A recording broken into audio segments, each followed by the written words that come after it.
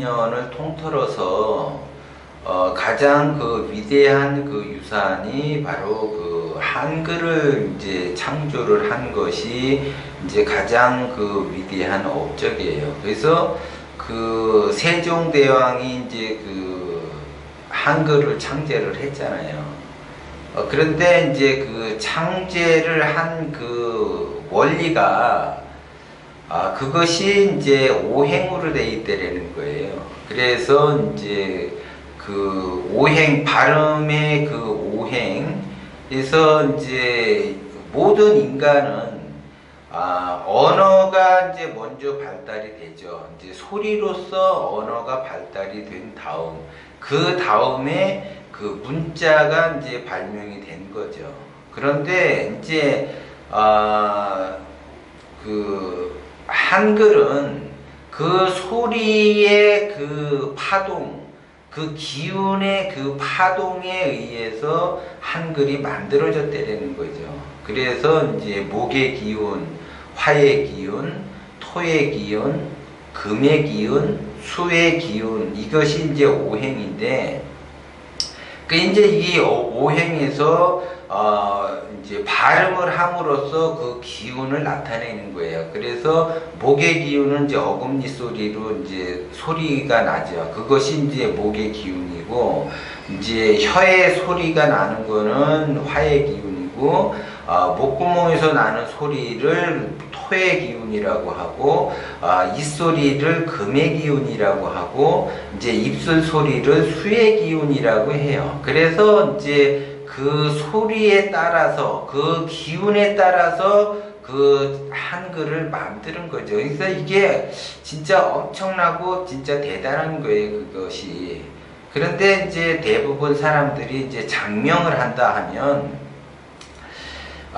이 장명이 가장 그 발달된 시기는 그 일제시대 때 이제 창씨개명을 하면서 많이 발달이 됐어요, 그게. 근데 그 일제시대에 그 우리의 그 인류 문명을 말살하는 정책을 피워서 이제 그 창씨개명을 하고, 그때 이제 그 지금 이제 해례본이 1940년도에 이제 나타나서 이제 학계가 발칵 뒤집어졌었는데, 그 이전에는 그 해례본을 사용을 하지 않았어요. 그러니까 소리를 중심으로 한 오행의 장명을 짓지를 않고, 그 이전에는 그 장명을 다르게 했다고요. 그런데 그 일제시대 때 장명법이 아직도 사용을 하시는 분들이 되게 많아요.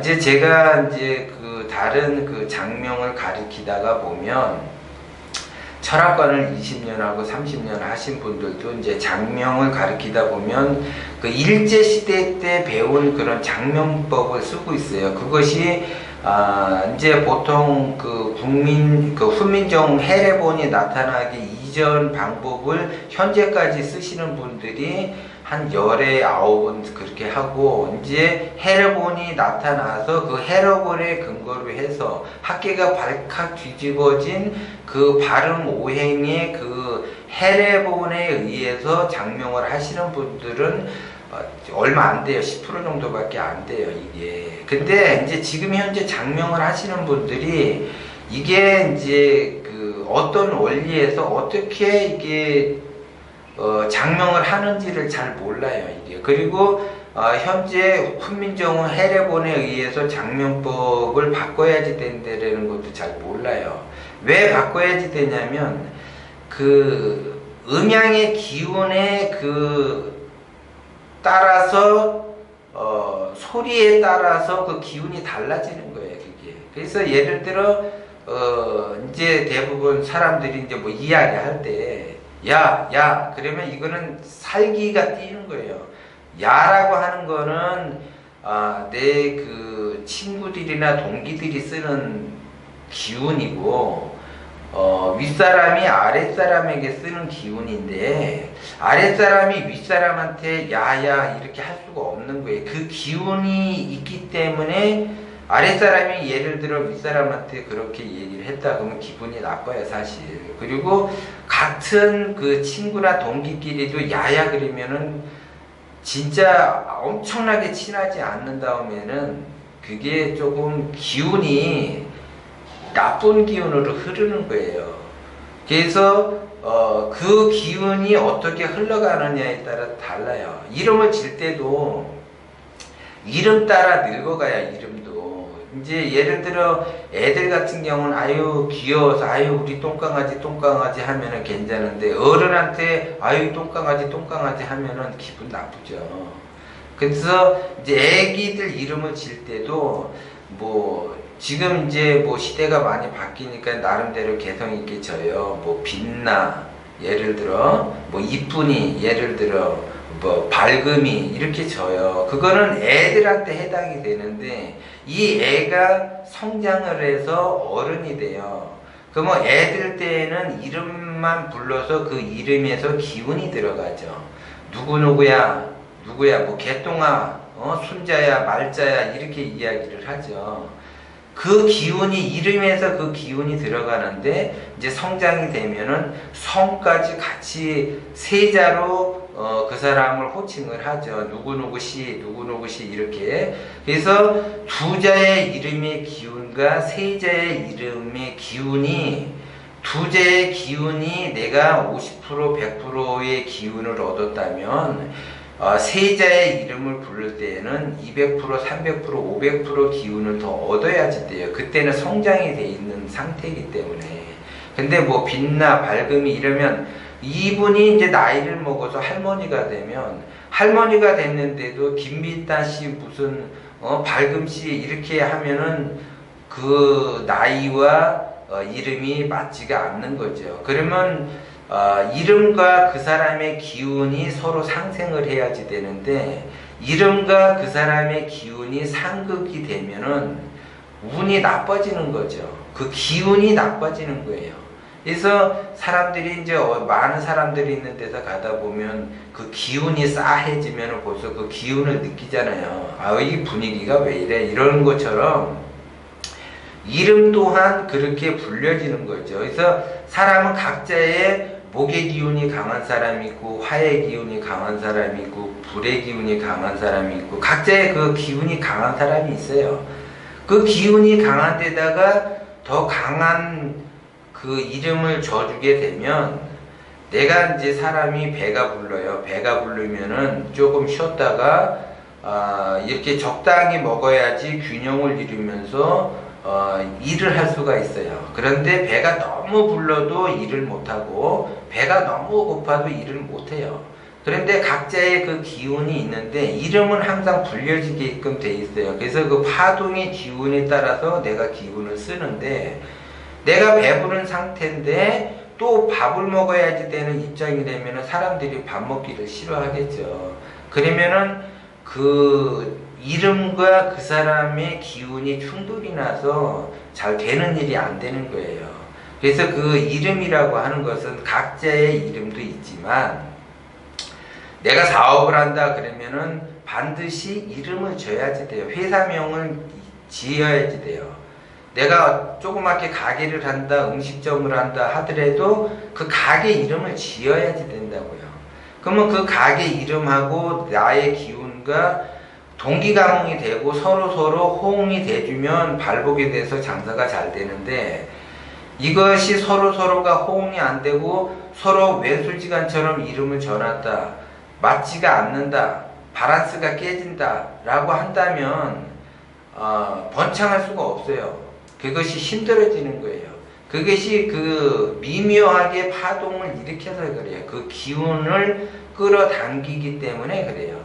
예를 들어 내가 술집을 한다. 예를 들어 그러면 술집을 하는데 술집 이름을 예를 들어 무슨 수암사 술집 이러면은 안 되잖아요.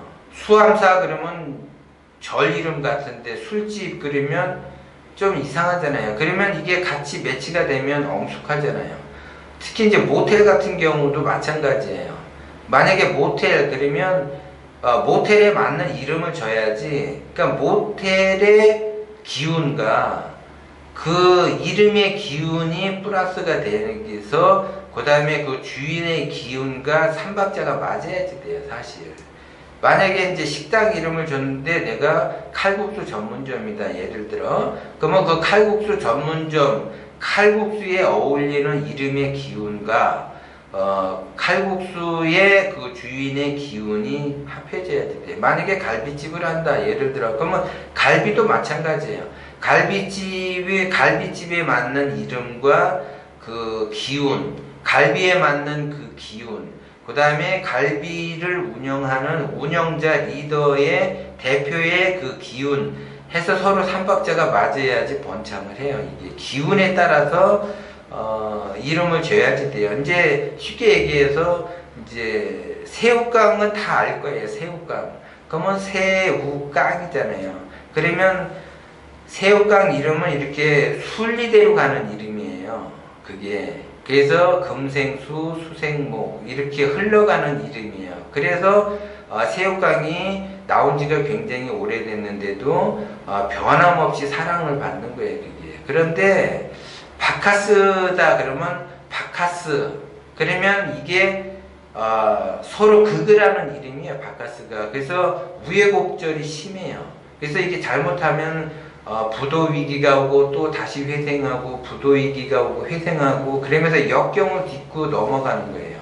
이게 계속 하다 보면은 새우깡은 앞으로 지속적으로 순탄하게 가고 바카스는 역경을 디디면서 갈 수밖에 없어요. 그러면 차후에 그러면 어디가 부도가 날 가능성이 있느냐? 바카스가 부도가 날 가능성이 높아요. 왜냐하면 계속 역경을 딛고 올라서야지 되기 때문에 고비고비마다 그렇게 돼. 그래서 이름이 순행으로 가느냐 역행으로 가느냐, 이름도 진리에 따라서 순행으로 갈 수도 있고 역행으로 가게 되면 엄청난 고난의 길을 가게 돼요. 그런 거하고 똑같아요. 그래서 소리라고 하는 거는 그 기운의 파동에 의해서 전달이 되는 거예요. 그래서 이것이 긍정적인 말투로 소리가 전달이 되는지 부정적인 말투로 소리가 전달이 되는지 그 사람의 기운에 맞게끔 이렇게 기운을 잘 균형과 조화를 있게 쓰는 것이 중요해요. 그래야만이 순탄하게 갈 수 있고 발복이 되면서 성장을 할 수 있다는 거죠. 그래서 그 이름도 누구나 다 이름을 가지고 있어요. 그래서 그 이름의 파동이 결국 기운의 파동으로 일어나기 때문에 그 이름 또한 아기 때부터 잘 지어줘야지 그 아이가 그 기운을 좋게 받아서 발복을 하는 거예요. 그래서 이제 자기의 운명도 좋고 사주도 좋고 관상도 좋고 다 좋은데 그 이름에서 버릴 수가 있어요. 운이 안 좋아질 수도 있고. 근데 만약에 타고난 팔자도 안 좋고 관상도 안 좋은데 이름이 좀 좋다 그러면은 좋은 운이 또 발동이 될 수도 있어요. 근데 이제 제가 저번 시간에도 이야기했지만 계명을 함부로 해서는 안 돼요. 계명은 이왕이면은 안 할수록 좋은 거예요. 그리고 계명을 한다라고 하는 거는 상호를 바꾸는 거와 같아. 장사하는 사람의 이치에 따라서 내가 장사를 잘하고 있는데 예를 들어 브랜드가 바뀌었다 대기업에서, 그럼 맨 처음에는 혼란이 와요. 그런 거하고 똑같아요. 그래서 계명은 함부로 하는 게 아니에요. 근데 바꿀 사람은, 계명을 할 사람은 따로 있는 거지 아무나 이렇게 막 갖다 대고 이렇게 상업적으로 계명하라고 막 권하고 그러면은 안 돼요. 그 이름 또한 어려서부터 불러진 이름이고 어려서부터 불러진 그 이름에 의해서 기운이 발동이 되어 있기 때문에 그것이 진짜 엄청나게 나쁜 기운을 일으키지 않는 한은 웬만하면 계명을 하시면 안 되고, 처음부터 이름을 잘 지셔야지 되고, 상호도 마찬가지고, 그 다음에 이제 뭐 회사, 뭐 아호, 호 이런 것도 다 마찬가지예요. 처음에 잘 지으셔야지 돼요. 그래야지 그 운들이 발복이 돼서 순탄하게 갈 수 있고